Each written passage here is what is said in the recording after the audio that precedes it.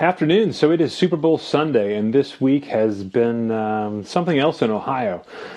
Earlier this week, I was complaining about frozen pipes. However, today it's 62 degrees outside, and I was able to wash my car.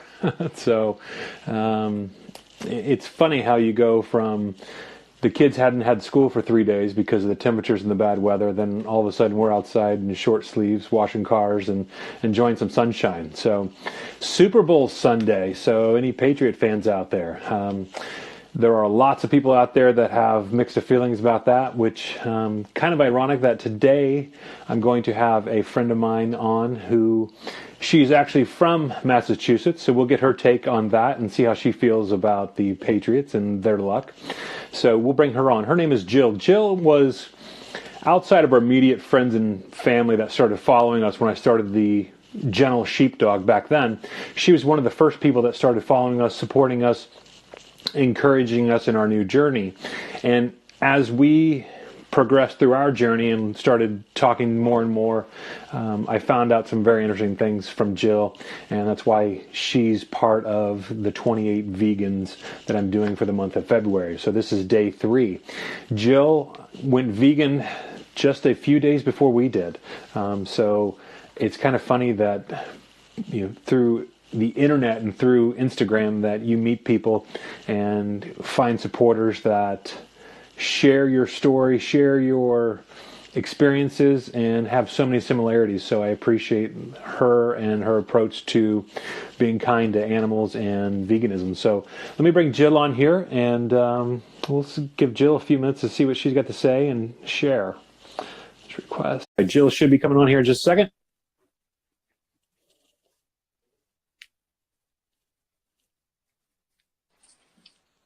Hello. Hi. Hi, how are you?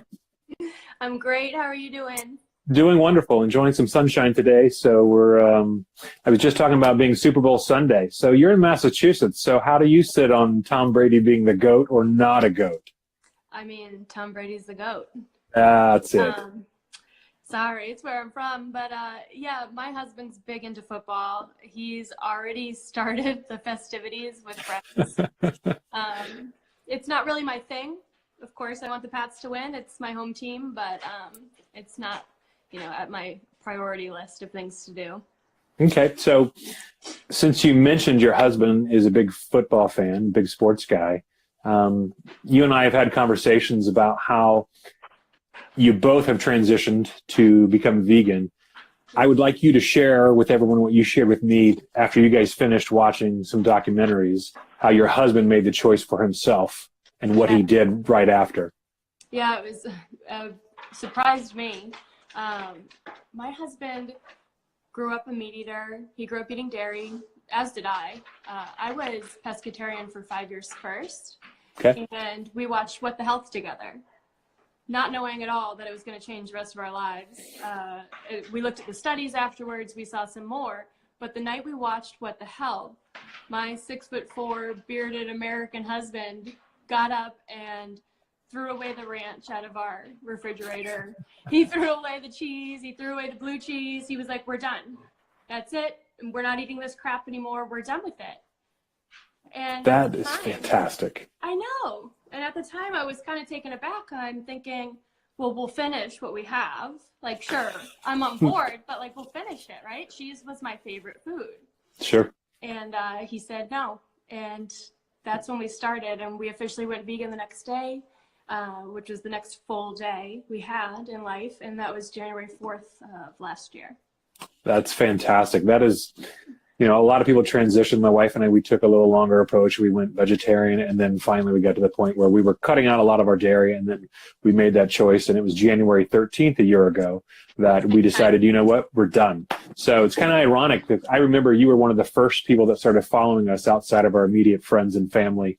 You were one of the first people to comment on all of our stuff and start sharing some of our stuff. So, our journey has kind of grown together a bit, watching the stuff that you share and the stuff that you bring to the movement, and then your support for things on our end.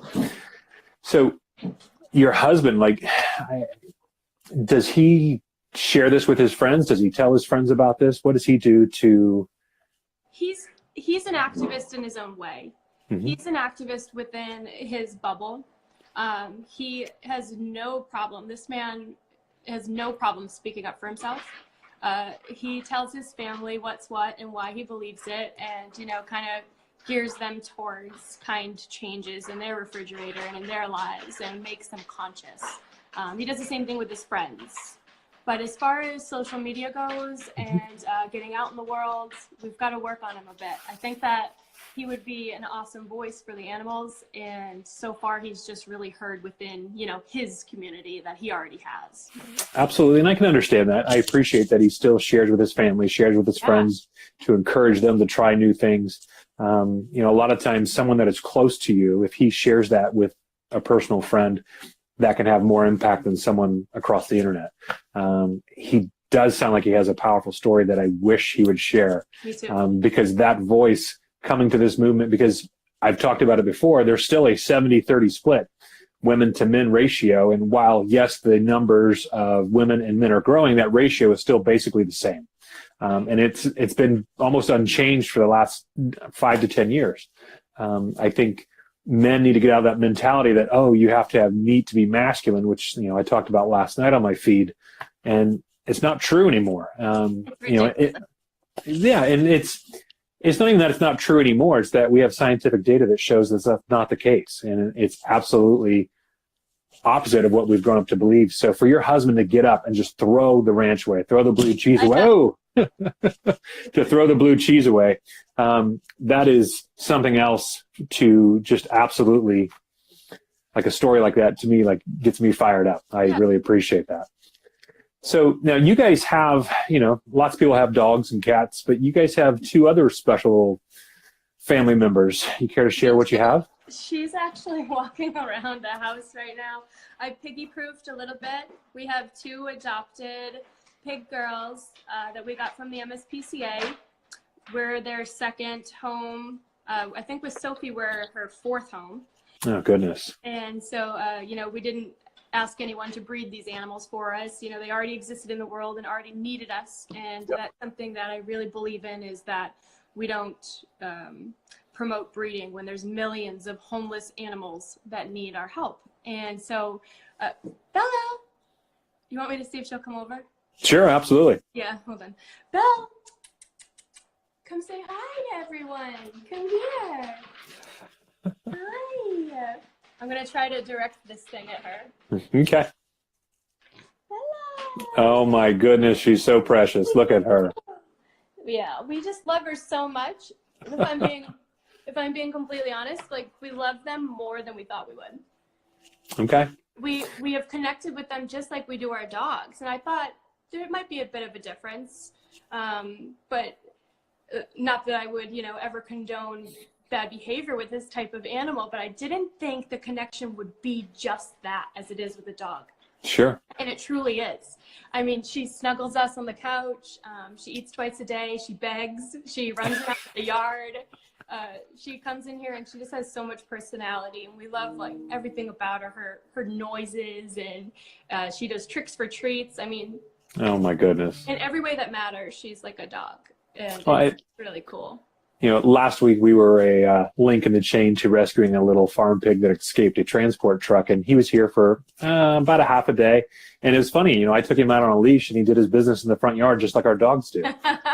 He wanted to play and snuggle and cuddle just like our dogs do. So, you know, I totally get the connection with them, and I can understand how you would think it may be different, but once you get to meet them and know them, and, you know, she's sitting right there wanting your attention just like your dog would do. Yeah, she's sitting here getting pet and, you know, just standing at my side like a dog. It's amazing. That is fantastic. I appreciate you having the ability to rescue her and the knowledge to know that there really is no difference. And I think for a lot of people, when you make that connection that there is no difference between a cow, a dog, a pig, you know, I quote Philip Wallen a lot, and one of his favorite speeches that I've watched of his is from 2012. And in it, he says, in their capacity to suffer, a pig is a bear, is a dog, is a boy. And to me, that is so powerful when you start connecting those dots, that animals suffer just like we do. Animals experience joy and they love their family, they love their herd, just as we do. So, I really appreciate you sharing that. Yesterday, you were out doing a little bit of activism. Can you share where you were yesterday, what you were doing? So yesterday, I was actually there in spirit. Okay. It was a surprise, and it turns out that my husband and I had a showing for a house, and so I unfortunately couldn't make it yesterday, but there was 92 protesters protesting a local zoo out in Worcester near the DCU Center. So unfortunately, I didn't get to attend, but it was on my schedule before life happened. Okay. Well, and that's funny. Life happens all the time, which is, like this pig we had last week. We had no intentions or plans of anything going on. All of a sudden, someone called, and you got to do what you got to do. Yeah. So I really appreciate that. You post a lot of stuff, and you and I have talked about one of the things you want to share with folks is when you start encouraging people to make other choices, to eat differently, what should they be eating? Right. And that's some of the stuff that you post and share. And I love some of the food that you post. It makes my wife and I just hungry just looking at some of it. So you want to touch a little bit on that for me? Yeah, so I try to do the whole spectrum, show the truth behind all these horrible industries. I can't put into words what these industries do to animals. I try to show it through social media and conversation as best I can. But I think it's also important that when we say to people, hey, look at this truth. Look at this truth of where your food comes from and how absolutely horrific it is. Yes. Look at the abuse that you're probably unknowingly, contributing to. And then there's the other spectrum of that. Well, if someone is open-minded enough to look at it and say, oh my God, I want to change this. I don't want to be a part of it anymore. Well, then what do I eat? You're breaking these lifetime habits and these old traditions within families. What do holidays look like? What does my snack look like? Excuse me. What does Super Bowl food look like? Party food, dinner, breakfast, Right. It's certainly not bacon and eggs. So I like to show the food aspect of that as well. And I now have like over 100 vegan meals just within the last year. So it's been really fun. And I think that it just gives people an idea of meat substitutes and whole foods. The whole spectrum is kind of covered on my page of where to go for what occasion. That is fantastic, and you're right that it is a big change when you're worried about holidays and breakfast, lunch, and dinner. If you look at the things the way they are changing, and if you look at Canada just removed dairy from their suggested food portions, how awesome is that? I made my week. That's incredible. I think until we get some legislative equality, I think it'll be very hard against the dairy industry here in the United States, as well as the animal agricultural industries. They legislate and have people lobbying congressmen and senators to create laws for them. So we need to get some folks on our side doing the same to start outlawing some of this cruelty. You look at some states that are banning certain things and products from being sold, which are huge steps in the right direction, but we still have to do more to fight the big money machines of the meat and dairy industries. So it'd be so much harder in America. Absolutely. I think the big thing was with all this science saying dairy makes you sick, processed meat makes you sick, even regular non-processed animal products make you sick. If you're a government that's paying for your people's health care, that's not exactly a good thing. And we're looking at two different spectrums as far as how our country's run with that. And it's going to take a lot of work to get America to that point. I think it is going to take a lot of work. And I think the biggest thing that will help is people start making their own choices. Mm-hmm. And these industries, dairies are shutting down all over the place, which is, something to be exciting about. As people start making different choices, they start losing dollars. And I think that's how we're going to have to make the change. So, so my wife is on here and she was asking, what are you guys having for Super Bowl tonight? Well, we're actually going to a friend's house, but she's a very considerate person. And she texted me and she said that they're having vegan chili, awesome, chips and salsa. And there was a couple of dishes there that were meatless, dairy-free, and everything. So I thought it was really nice that she kept us in mind for that. And I'll be able to eat like everyone else. It's funny when we'll have people over for stuff and they're like, oh my God, we'll have taco night. Yeah. We'll use Light Life crumbles. You would have no idea that it wasn't. One of our favorite things my wife came up with, she'll use chickpeas and cauliflower, and then she'll put a vegan coleslaw on top of that for tacos. Oh my gosh. That even our kids, like we have kids can be picky. We have 7 of them, 6 still at home. It's incredible that they will devour when they hear they're having chickpea cauliflower tacos. So it's funny awesome. Once you start finding those couple of recipes to really get into a rhythm of things and find the things you like and the things you can substitute for different things, it's not difficult. At first, it's a lot of change. And I appreciate you sharing a lot of options in food and stuff that people can do. It gives people choices and things to look forward to versus wondering, what the hell do I do now? I think people feel lost sometimes. They don't know where to start. Absolutely. I think that's an absolutely great point, because yes, there's a lot of information out there, but there's also a lot of misinformation out there. One of the things I talked about with Dave last night is that there's a right way and a wrong way to eat vegan. I mean, just because you're eating vegan doesn't mean you're eating healthy and your body's not getting what it needs. So people need to pay more attention to that. And ourselves, we went vegan for animals, so we weren't necessarily focused on the nutrition side of things. But now that we are really wholeheartedly into this, we're really making a huge choice for our own bodies as well to make sure that we're eating more of a whole food, plant-based diet. And that's where our family is headed, and I hope others will join us in that. It's amazing. Once you open this world of veganism, it's usually with kindness, and then it comes full circle. Then you realize, wow, my impact on the Bella just knocked something over. My impact on the environment is much less. Yes. And it's close to neutral at that point as far as being a human's concerned. And, it helps with your health as well. And of course, we can't sit here and eat processed foods and Oreos and expect health. But I think that kind of goes without saying. And there's so many resources nowadays that it's easy. With the internet and all of the vegans online, I think it's easy. Excuse me. Bella. I knew having her here would be difficult. No, you're fine.